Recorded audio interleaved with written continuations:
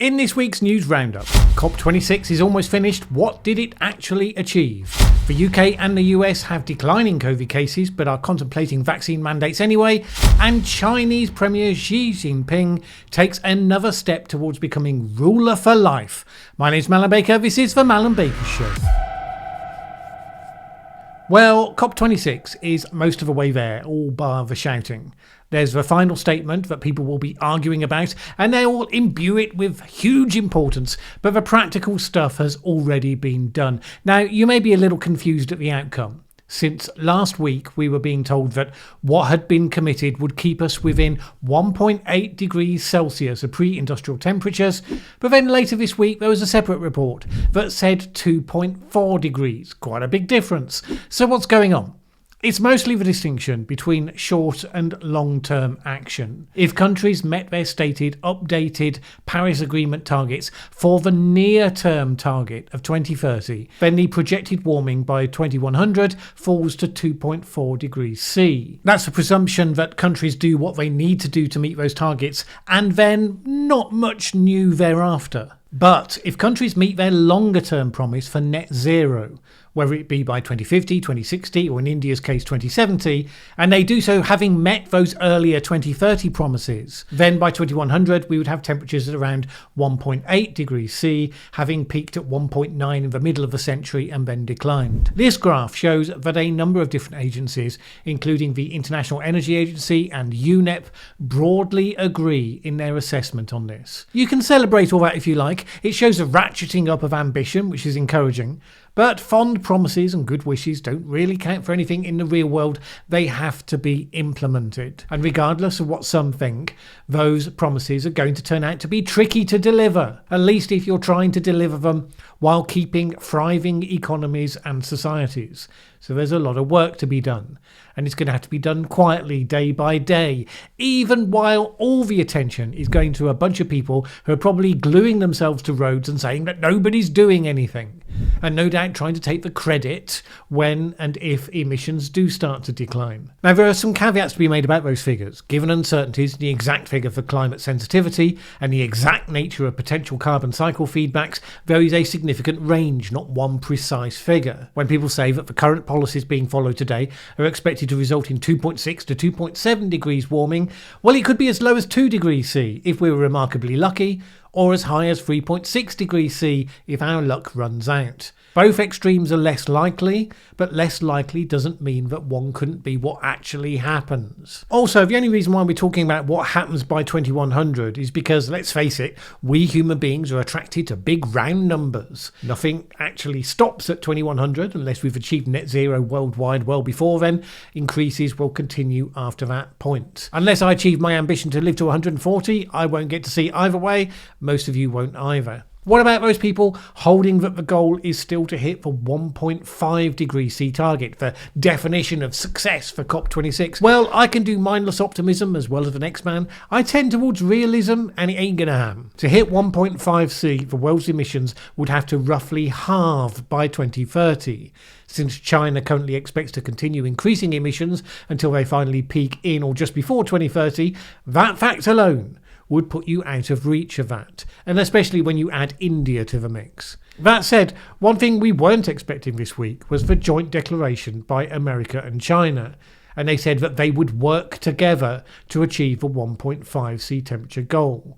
As part of that, China promised to try to speed up its phasing down of coal use. Now, it didn't go so far as to give in to the pressure to bring forward its target for emissions to peak in 2030, but the hope is that it's the start of a process that will end with that result. In some ways, it gives China a face-saving way to up its ambition in the near future while not giving the impression that it's caved to outside pressure, which it's strongly resistant to. But although, against the backdrop of deteriorating relations between the two countries, it's seen as a positive sign, right now it is still just a fond wish for progress unnamed. Ultimately, it's only going to be of value if it enables China to change that short-term trajectory. Given the current energy crisis, I don't think anyone should expect that to be an imminent thing that happens. One of the areas where it might happen is in relation to methane. China was one of the countries that refused to sign up to the agreement to reduce methane emissions earlier in the conference, but instead is committing to producing a national plan. And that could be significant because China is one of the world's largest methane emitters.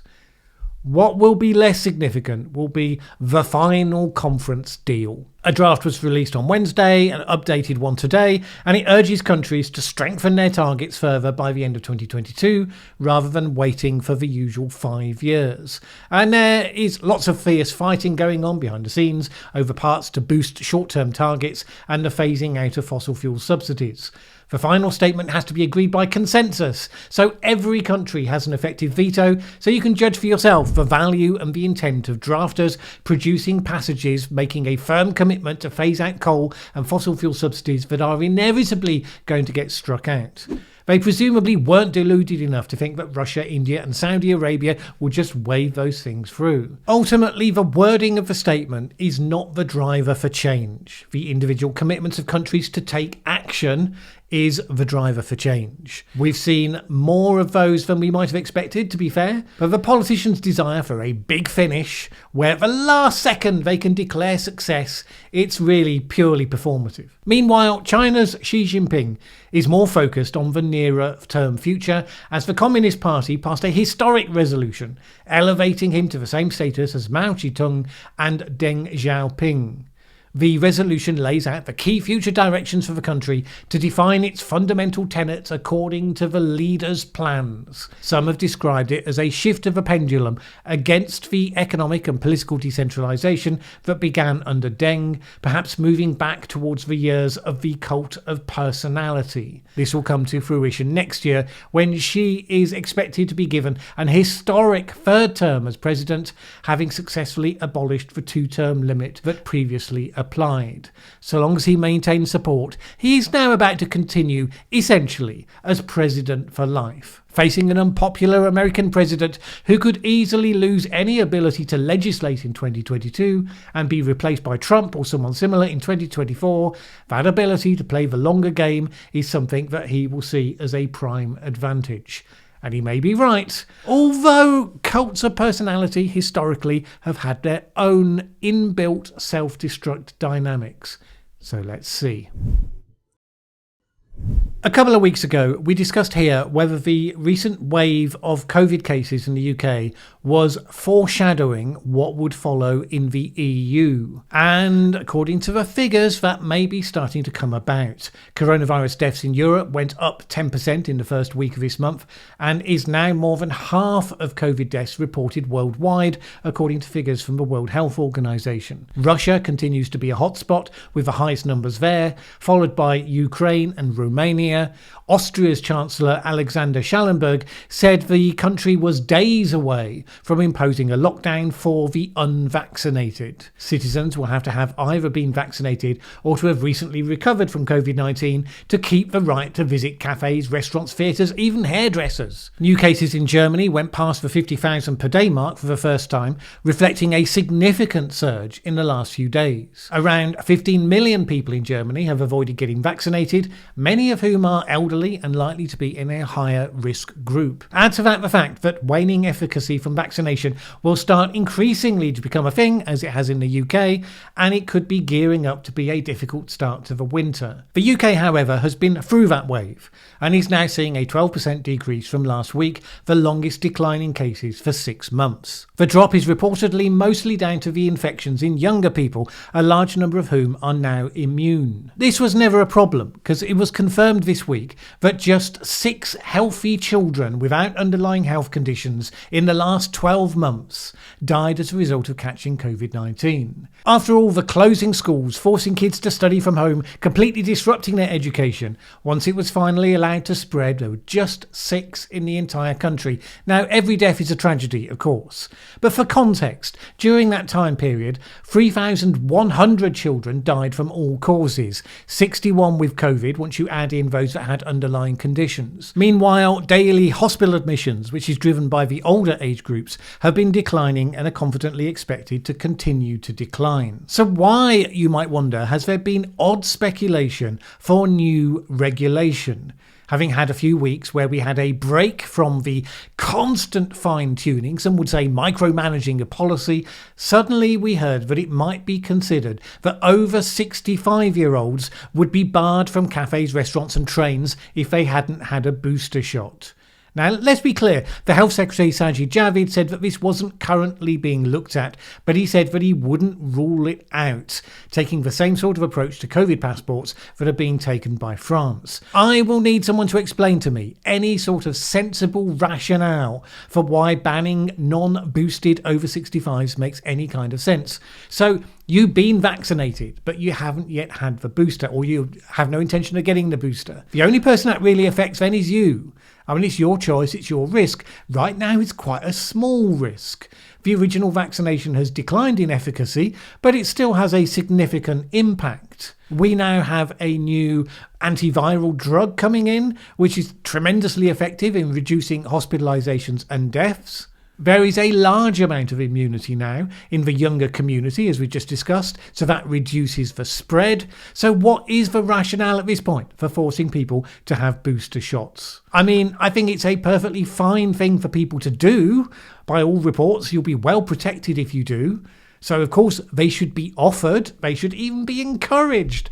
But banning people from cafes and restaurants and the like if they choose not to, that just doesn't make sense. It's just this constant twitch for the lever. Government wants people to do something, so because we crossed the line before, using policy to give them a firm shove, never mind a nudge, in that direction, crossing the line again suddenly seems an easy thing to do. A leaked internal government analysis suggests that if relatively mild COVID restrictions were brought in for the 5 months over the whole of winter, including vaccine passports, it would cost the economy up to £18 billion. But we keep hearing that ministers don't believe that more contingency plans will be needed, that we're doing just fine. So why the threats? For some, of course, the threats are real, not merely flagged. More than 50,000 unvaccinated people have now become legally unable to continue working in care homes. That's about 10% of the workforce. Coming soon, an extreme staffing crisis in care homes, something that obviously nobody could have predicted as an unintended outcome of government policy. Now look, there is a stronger case to be made for occupations where you deal with the most vulnerable people for having a harder push for vaccinations and so on. But slashing the care workforce by 10% may end up being worse in outcome than taking sensible precautions and allowing discretion at the local level. Now, of course, this is just light shadowboxing compared to what's happening in the US with Joe Biden's intended employer vaccine mandate. This was Biden's push to require all companies employing 100 or more people to demand proof of vaccination or else require regular testing of all of their staff. It would be enforced via the Occupational Safety and Health Administration, OSHA. The measure, believed by many to be unconstitutional executive overreach, was put on hold by the appeals court.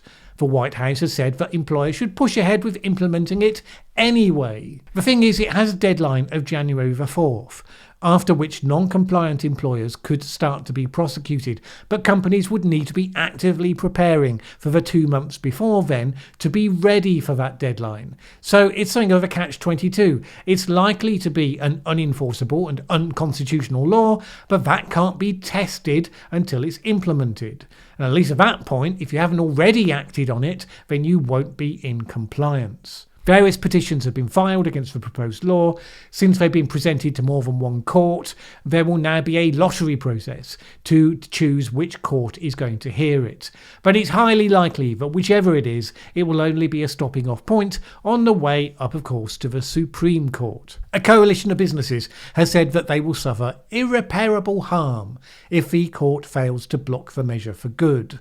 The Biden administration has argued that the move is within OSHA's authority and a stay would likely cost dozens or even hundreds of lives per day. Meanwhile, just 1/3 of American voters support the measure on this timeline, just a bare majority of Democrat voters at 52%, a sizable majority of Republican voters say it's not required at all. The US has warned Europe to prepare for a Russian invasion of Ukraine in a repeat of the 2014 annexation of Crimea. Tens of thousands of Russian troops have been gathering at the border, raising anxiety in the EU and the UK. Putin has been accused by some of creating a migration crisis on the border between Belarus and Poland to try to destabilise Europe. US officials told the Kremlin that such a military operation would be a serious mistake. The US was told in turn that it was playing with fire by deploying warships to the Black Sea. The defence rested in the Kyle Rittenhouse trial on Thursday, bringing to an end the formal part of the process. At the time of shooting this video, it wasn't clear how long it would take the jury to come to a verdict. Many commentators, though, on both the right and the left, seem to be convinced it will result in an acquittal based on how the defence has gone. The confidence of the defence team was kind of underlined by the fact that Rittenhouse himself testified in the latter stages, something that's rarely done, given the potential for missteps. And it speaks to their conviction that, in their view, all the facts were genuinely on their side and their young defendant was credible and sympathetic in how he came over, but it was a gamble nonetheless. There were more fireworks, with the judge jumping onto the prosecution when it tried to make inferences from Rittenhouse's exercise of the right to silence in advance of the trial. Obviously, it's not much of a right if your use of it can be taken as evidence of guilt in itself. Reportedly, police have had leave cancelled in anticipation of potential backlash from the verdict when it gets announced, whichever way that may go. Mainstream media marked the moment by reporting that the judge had made a joke about hoping his lunch wasn't caught up in supply chain delays and that this was anti-Asian and racist. It harms our community and puts us in the crosshairs of microaggressions as well as actual physical violence, said one campaigner. Not a claim you might think would stand up in court.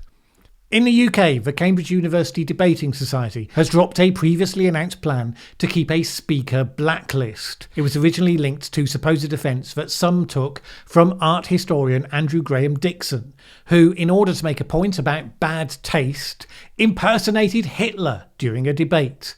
It was suggested that this would firmly place him onto such a blacklist. But it all backfired when comedian John Cleese said that since he had imitated Hitler back in his Monty Python days and indeed in Fawlty Towers, he would blacklist himself, and he cancelled a planned appearance at the university.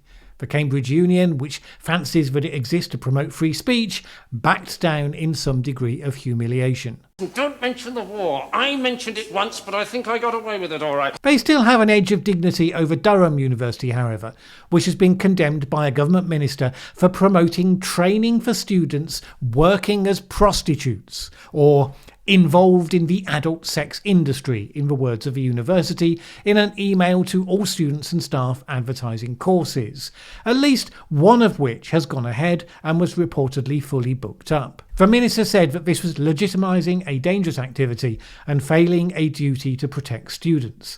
A spokesman for the student union complained about the coverage, saying, "You've got to be maliciously disingenuous to pretend to misunderstand this as anything other than an attempt to support students in a difficulty arising from the reality of rising costs in higher education." The counter-argument is that by running the risk of normalising this as a way of dealing with financial difficulties, it encourages students to engage in a path that's more likely to be harmful to them as a result.